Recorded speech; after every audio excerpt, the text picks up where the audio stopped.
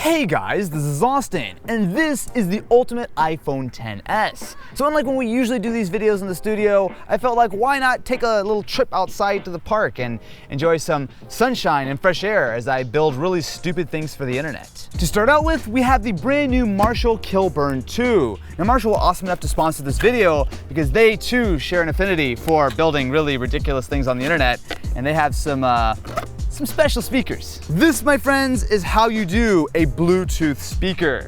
So not only, did you hear that? One of the main reasons why we chose the Kilburn II for this video is because it does support Bluetooth 5.0, something shared by the new XS and the XS Max. Now this actually gives you a few different features, but one of the big ones here, specifically with the Kilburn, is that you can pair it with multiple devices.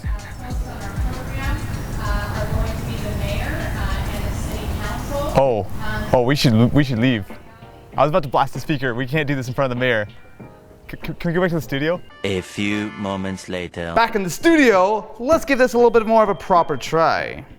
Pretty cool. So it's actually got a Scorpio on the front, which would make sense because this is a Scorpio version of the console that now has a skin covering all of that. So that was 8. This thing is so powerful, I can literally feel the air moving this far behind it. It has one 25 watt amp and two 15 watt amps inside. This is ridiculous. And the cool part about it is that it is a fully wireless speaker. You can get 20 hours of battery life. So I'm not even cranking it to 10 here. And one of the cool parts about it is that it is multi-directional, right? So it's not like Ken's only going to be able to hear on a very narrow kind of thing. I mean, this thing fills the room. Take one look at the Kilburn II and you'll see it's got that classic Marshall style, but it also is fairly rugged. It's IPX7 water resistant, so it's not afraid of a day at the beach or something. And it does feel pretty sturdy. I mean, it's ready to party. If you want to get your hands on your own Marshall Kilburn II, of course the link will be in the description. I've got to say, this is the loudest, the best sounding Bluetooth portable speaker that I've ever tried. Excuse me, I'm gonna go back to the park now, and hopefully the mayor doesn't yell at me for disturbing the peace. Of course, audio isn't the only component in building the ultimate iPhone XS. Video also plays a huge role, which is where, well, some of our more creative accessories come in. First up, we need the Casey Neistat Special, and by Casey Neistat Special, I mean the knockoff Casey Neistat Special, the Alisop 3-Pod. So this is a combo tripod mount and selfie stick, and that actually feels really sturdy. Okay, so I guess this could be better than a tripod if I just was able to lock it down. I'm sure this light is gonna be very useful shooting outside in beautiful sunlight and wonderful shade with some cloud cover and everything we could ever want in life. Oh, dude, look how much easier this is. Okay, so now we have not only a tripod which bounces a lot and is kind of derpy, but we also have a light. Do you see how revolutionary this is? So this is a test of what the video looks like on our super cool iPhone with the light, which I don't think is making a difference. Can we do some cool stuff now? So this is a slightly creative take on building the ultimate iPhone XS camera.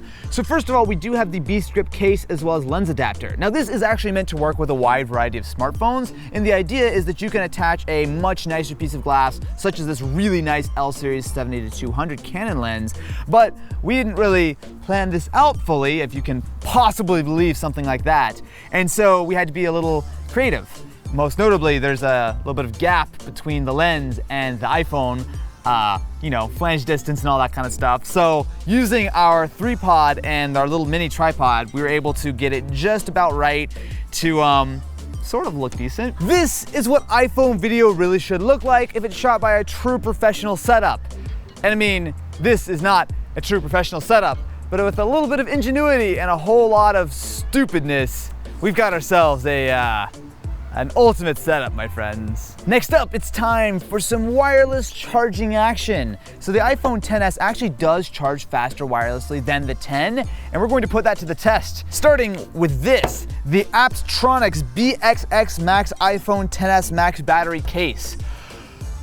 This is a case for the iPhone XS Max, which does have a battery built in that also supports wireless charging itself, so you can make a wireless charging sandwich. First step, is to drop our iPhone XS Max into the case. It will connect it via Lightning, and this is going to give us 5,000 additional milliamp hours of charging capability. This is the Momax Q-Power 2X. Now, we've actually taken a look at a couple of wirelessly charging battery banks in the past, but what makes this one a little bit special is not only does it have a massive 20,000, not 2,000, it's 20,000 milliamp hours of capacity, but it also will support not only charging over USB as well as wireless, but it will support USB-C power input. First of all, let's see if this will charge the iPhone by itself.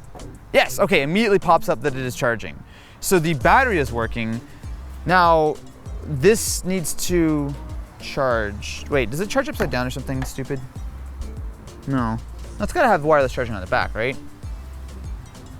How do I ever know if this is charging though? There's no, like, the LEDs are on the back. So if you put it face down. So right now, the battery bank is wirelessly charging the case, supposedly, which is then charging the phone, which is definitely getting a charge from something in the stack right now. If that's not enough, how about some air power or some knockoff air power? So I guess part of this is for the iPhone and part of this is for the Apple Watch, I think. Oh, so that's the watch charger which pops up. Wow, this actually might not be garbage. I totally assumed it would be terrible. Okay, step one, we have a wirelessly charging Apple Watch. That's actually really cool as is. Now, can this monstrosity charge? This doesn't charge via wireless, does it? It charges the phone wirelessly. It doesn't actually take wireless power. All right, we're just gonna move past that. Don't worry about it, it's fine. I'm just gonna put the iPhone on the charger and pretend that I totally knew that my wireless charging sandwich was going to work. Okay, so if I just do this. Hey, look, air power. It actually works. What? This stupid thing actually works? We've got the watch charging, we've got the phone charging. Don't worry about the case and the battery bank, that's all totally fine. I'm actually really impressed with the air power. And no, this is not me just clinging desperately on to any small part of my contraption that actually is working today. So if you guys want to check out anything that does work, including the wonderful Marshall Kilburn II speaker, which is linked in the description alongside some of the other slightly less impressive products, you can go check that out. And if you excuse me, I'm going to go listen to some music really loudly and charge my things wirelessly, I hope.